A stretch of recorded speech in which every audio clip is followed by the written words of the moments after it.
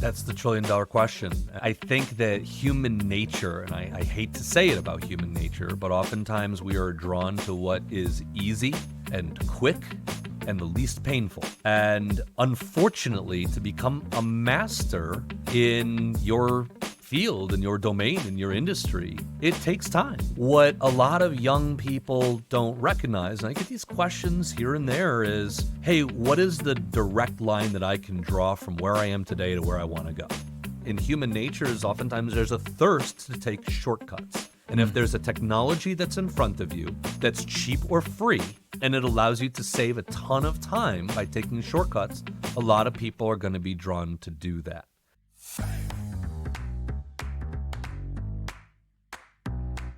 Hello and welcome to Tech for Finance, where we help finance professionals leverage technology to level up their lives.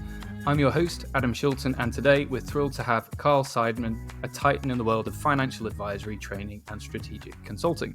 Carl, the founder of Seidman Financial, is renowned for his deep expertise in FP&A, specializing in strategic planning, cash flow forecasting, and working capital optimization. His skills have made him a trusted advisor to CFOs across various industries, having worked with companies of all shapes and sizes, including Hewlett-Packard Enterprise, Radisson, Santander, Michelin, Verizon, and Walnut, just to name a few.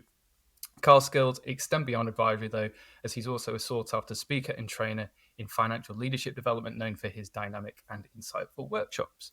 Outside of work, Carl enjoys traveling to unique places with his wife, taking adventures with his twin 6.5-year-old boys, going to live music shows, and eating adventurously.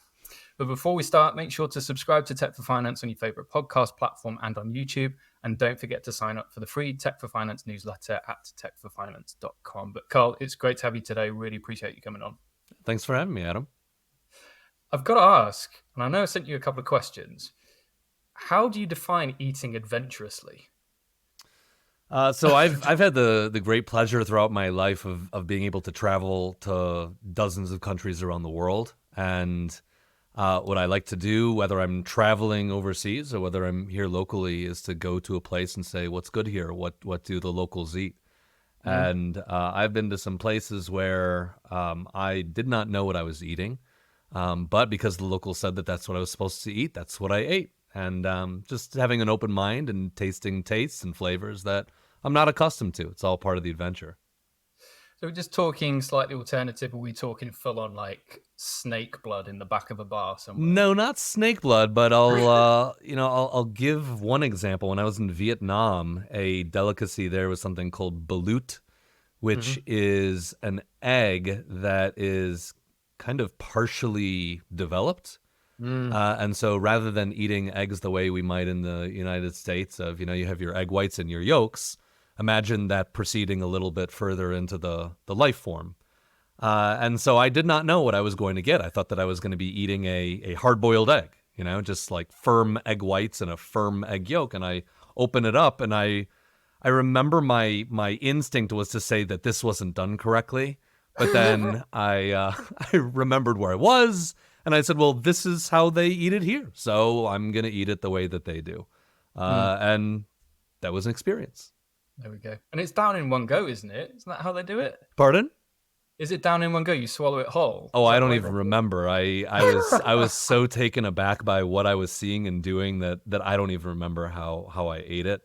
But hey, when you're there, that's what you do.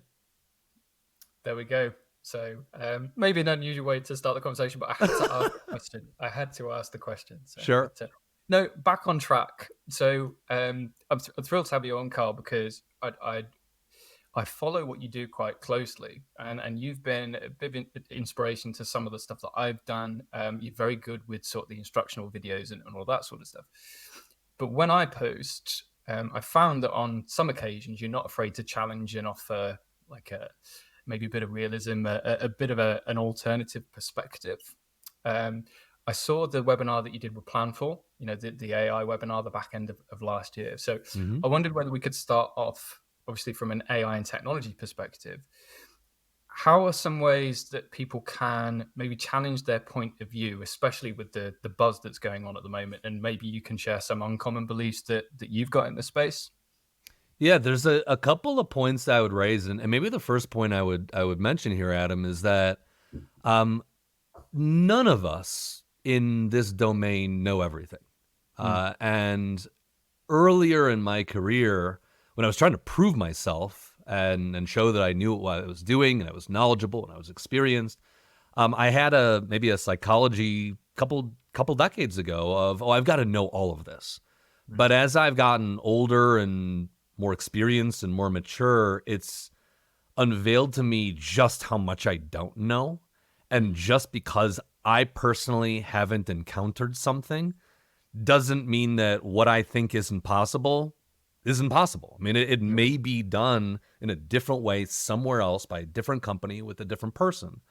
And so what I always like to do is to have an open mind and say, look, I know what I know, but you, Adam, you've come across things I've never seen before, that I've never heard before. And it's my duty, not just me professionally, but people who come to me and trust me, to become familiar with what your experience is and what other people have done. And so I think that we owe it to each other and to others to constantly be challenging and saying, what is it that I've seen? If you're doing something different, I want you to show me what that is. Or if you're doing something a certain way that I've seen done differently, I'm going to challenge you on that.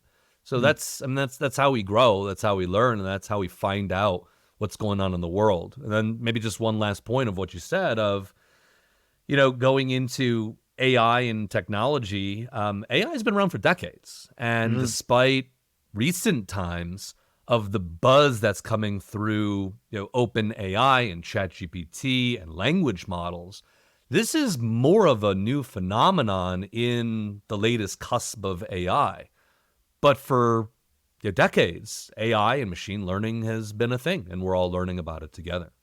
And I think just coming back to your point there about it's your duty to challenge and understand, that's helped keep me on my toes because, and I give an example. So we've spoken previously on podcasts from an adding value perspective on being maybe one of one or one of zero, i.e. what's the value that you can provide that nobody else can? And if you are posting about stuff and producing content on stuff, it's nice if you are actually the domain expert. So you have caught me out on a couple of occasions when I've posted something and then there's been a question and then it's immediately got those cogs whirring to say, well, actually, maybe not, my knowledge isn't deep enough yet. Could I have positioned that in a different way? Could I have explained something better? So I think it comes from that group accountability. And it's also a way that you can spot a rat really quickly, right? If somebody just posts something and you don't get any response when you ask a question, that's sometimes a way to sort the wheat from the chaff, as it were. So I appreciate that perspective.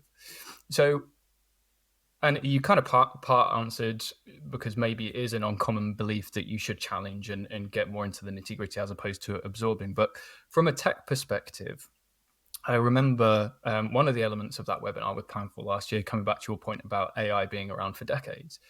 One of the key themes in that webinar was maybe generative AI isn't the best form of AI for FP&A. Are you able to talk a little bit more about that and the context that was set in during that discussion? Yeah, so as I had mentioned, as you just reaffirmed, machine learning and artificial intelligence has been around for decades. And a lot of people who are just starting to get into it, the reason why I believe the people at large are now starting to get into it is it's become accessible in layman's form in the public sphere. So anybody can go onto a Bard or a ChatGPT, open up an account, and start getting to work. My mother can do that. My grandparents would be able to do that. But there's a distinction in being able to say, how can we really make use out of data and information in a way that's truly meaningful to a business versus in a way that's just user-friendly? And so if you turn the clocks back maybe 10 years, the main topic of discussion, it was probably even documented somewhere as the word of the year is big data. So 10 years ago, the word of the year was big data, where all these companies had the resources, had the platforms to be able to aggregate all of this information. But the pushback that was also buzzy at that time was, well, great, we have all of this big data. Nobody knows what to do with it. We don't know how to actually leverage it in an effective and efficient and a meaningful way in real time. Well, with the advancement of FP&A financial technology, there is that ability now. I would say within the last couple of years, up to maybe the last 5, a lot of the major EPM and even ERP platforms now have the capability of saying, well, we have all of this data that's connected to our systems. We can now use machine learning and trend awareness and signal monitoring and anomaly checking to be able to take a look at the data that's in the system and being able to make sense of it. And so rather than focus on generative AI and these large language models of let's just take a look at language patterns, what a lot of the financial systems are doing and have been doing is it's not saying let's take a look at words and patterns. It's saying let's take a look at the data and identifying anything that looks strange, anything that looks inconsistent, based upon the assumptions that we're making, anything that doesn't look congruent. And so while I do think that there is tremendous value in generative AI, I think that there is also a huge amount of value and assets in this software that's not necessarily generative in form. But do we think it's going to get, I don't think I know the answer to this question, but do we think that the way that we interact with data is going to come better with generative AI? Because I'm still not sold yet, because, and I think it was is it described as a hype cycle when a new technology is introduced, and then you get this big spike where everybody's talking about it, hence what we had last year with OpenAI. But then it drops off, coming back to your point earlier about you learn more and then you appreciate how much you don't know, but then you also appreciate what something can't do. So it was dressed up as oh yeah, you will now be able to use AI to connect all of the dots, which you could kind of do already. But then there's going to be no silos anymore, because you're going to have an AI that sits in the middle that you're going to be able to talk to about everything, and it's going to answer questions for you. I think we've seen glimmers of that, and there are some very creative companies that are pushing boundaries where they're developing AI into the core of their solutions. But I'm still not sold on the immediate timeline on having a magic AI bot that sits in your systems that's going to be able to answer questions for you. I don't know what your thoughts are on that. I totally agree. I completely agree with you. When over the last handful of years, when the LLM AI machines have become public and accessible to anybody, I'm skeptical of any new technology, regardless of whether it's AI or traditional. And the reason why is because, to your point, there's a big hype cycle of, oh, this is going to change everything. And I do believe it's going to completely revolutionize business, finance, data, humanity, and more. But I think what's challenging is at this stage, I still think that we're in the early innings of knowing what this will look like many years down the road. And if we were to take a look back to, I want to say it was November or October of 23, is that when all of this started to happen? It was if you November take a look, 20. if you take a look, being in the future now, back to the very beginning of even what has transpired over that amount of time, it's remarkable. So back when it first came out in the public sphere, and admittedly I've been experimenting with a weekly ever since, is what are the limits? And if we push it to try to be more than it's capable of doing, more than it's capable of being, that's really dangerous.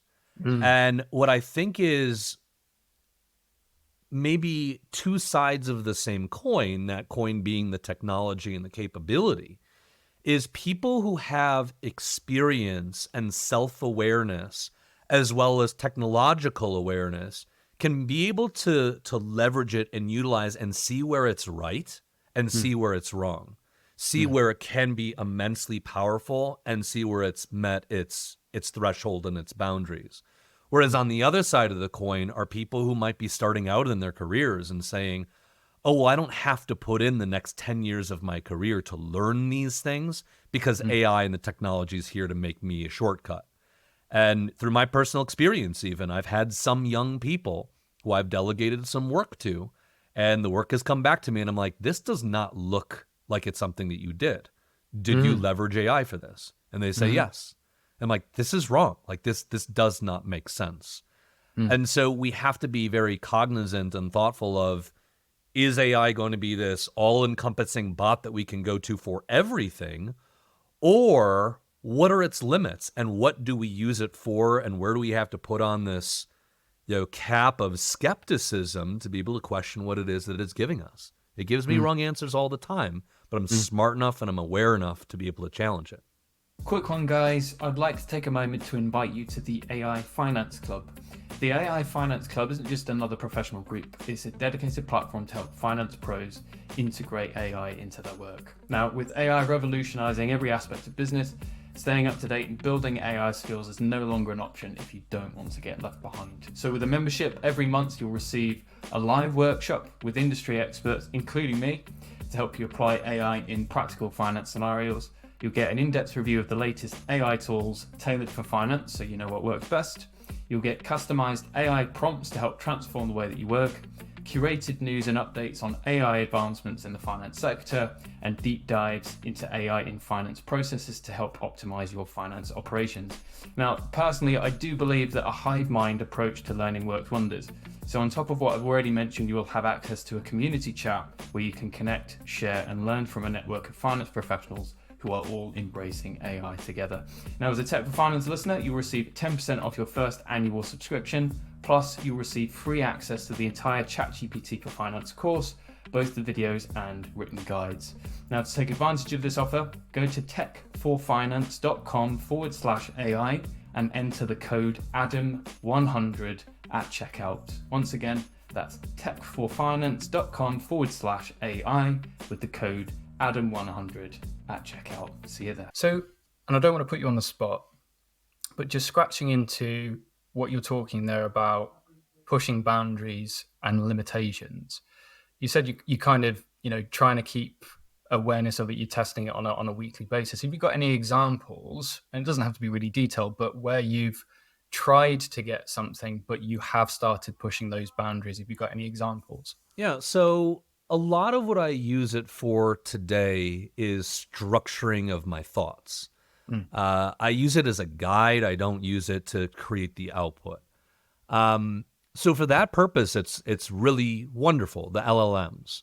However, when I put in financial files, and these are not client files, these are just files I make up or that I push it with, and I say, what's going on here? Oftentimes it gets it right, but sometimes it gets it wrong. There are other times where I'll be working in some code, whether this is in a Microsoft Suite product or otherwise. I say, I'm struggling with this code. Can you fix this for me? Or this is how I've written something. Can you give me some alternatives? And it gives some very convincing outputs, and many of them can be right, but many of them are completely incorrect. What's tricky is that if you don't know that it's incorrect and you unleash it into your employment or into a client or into your company and you just let it run, well, you're about to embark upon a very embarrassing moment, or perhaps even worse, something that's catastrophic for the company, your team, and maybe even the rest of your career. So I think that it's very, very important to put in some real life cases and get the personal awareness of what it's getting right, what it's getting wrong. So it's not just giving the technology the reps, it's also giving you the reps of knowing where is it usually right, where is it usually wrong, and what do you need to watch out for. So you used the examples a couple of times of junior team members there that don't have the experience. How are we gonna account for that? Because AI is now being pushed everywhere, and hopefully, everybody stops adding AI into everything. And I had a chat with a friend, just recorded a podcast earlier today, and he used the example of back in the day when turbo was added to everything.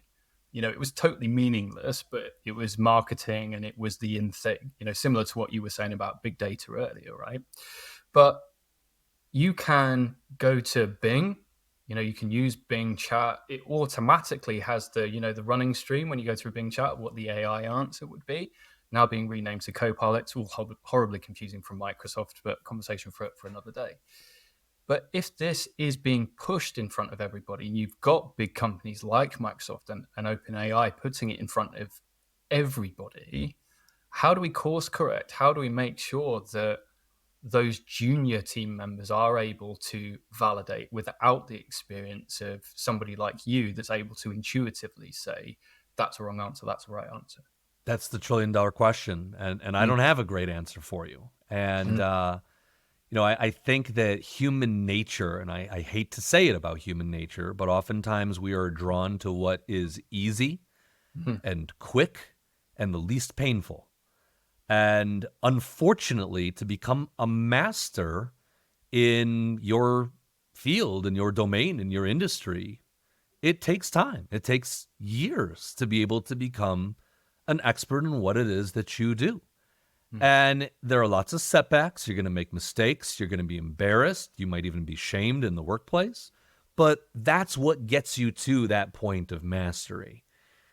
What a lot of young people don't recognize, and I get these questions here and there, is, hey, what is the direct line that I can draw from where I am today to where I want to go?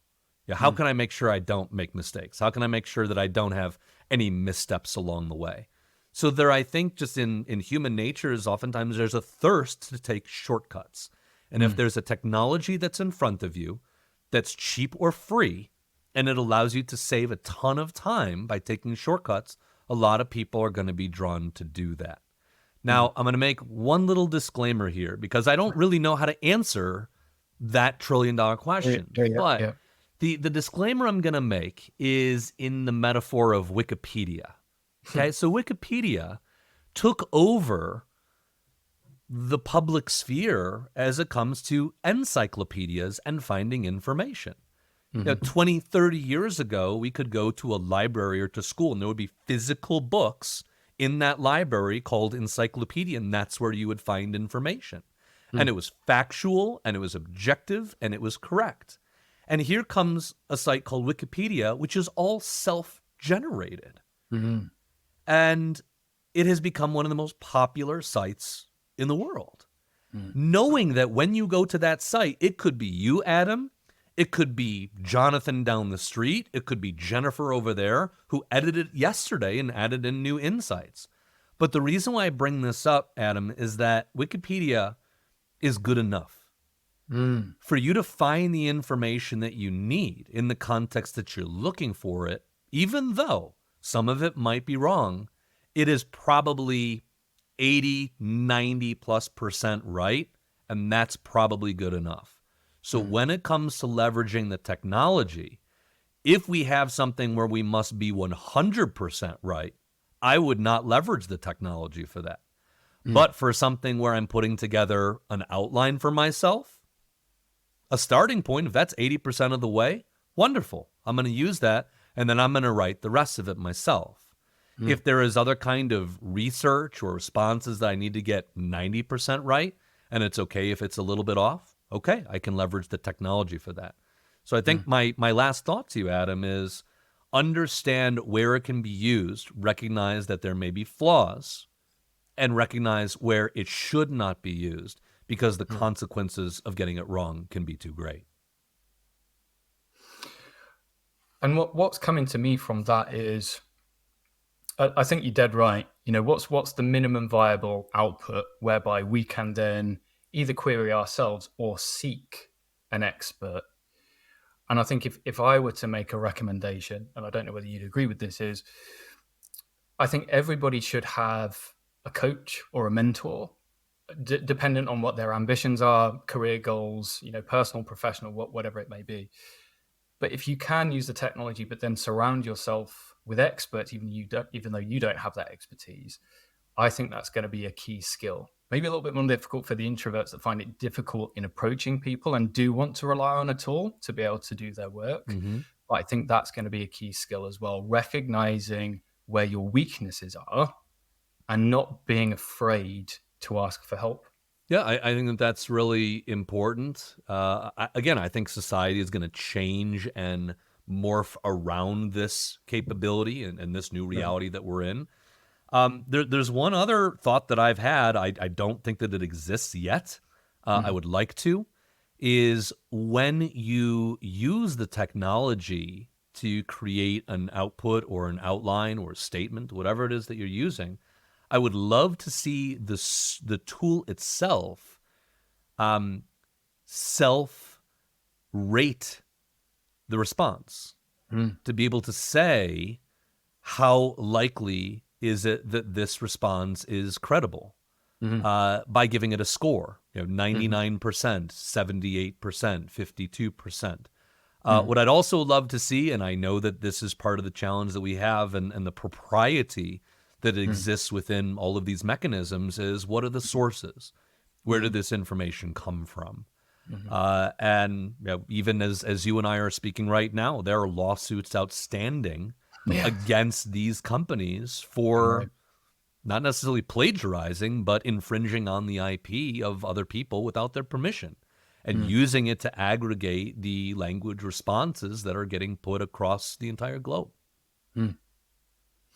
So there's a couple of thoughts that I've got for you, and maybe you can look into these if you find them useful or not when you do your testing and you start pushing boundaries. So one comes back to what you were saying about the AI being able to correct itself. Hmm. And I've been playing around, and we don't have to get into the detail, but you're familiar with the concept of GPTs and bots, Yes. whereby you can pre-program the model to say this is your context and this is the sort of output without having to type a really long prompt every Right. time, right? Right. So I was doing some experimentation in the tax and VAT space. Obviously, here in the UK, it's Hmm.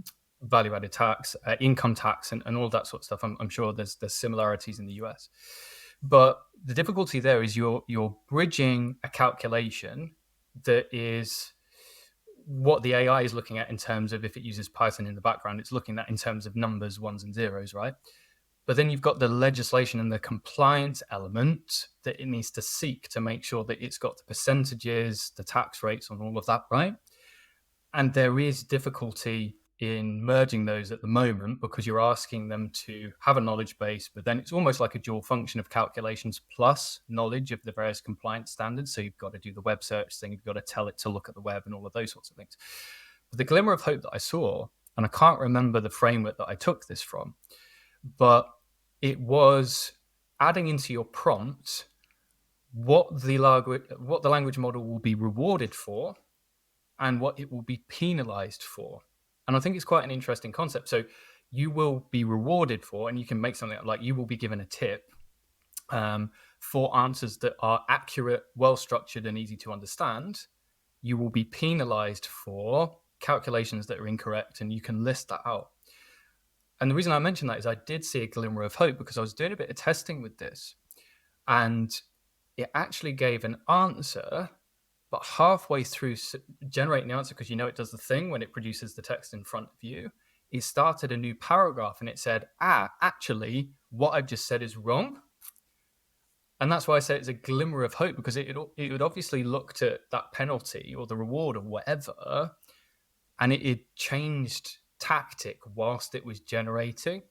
So I found that quite interesting. I'll see whether I can share the chat with you because I think I was only playing around with it today and getting those responses. So that's my one glimmer of hope. But either way, trying to merge that experience of tax and VAT knowledge with an AI that's trying to do calculations isn't always a match made in heaven. Yeah, I think And that that's really interesting. And even yeah, going back to the Wikipedia example, it's like, oh, I'm going to give you, Adam, an answer that I know is not great, but it's good enough. yeah, But if you penalize me, I'm going to give you a better answer. yeah, And so it's remarkable, right, that the machine is using its own perhaps internal logic to say, I'm going to give you something that's pretty good, even though it's not great, mm, unless you mm, tell me you really want something that's great.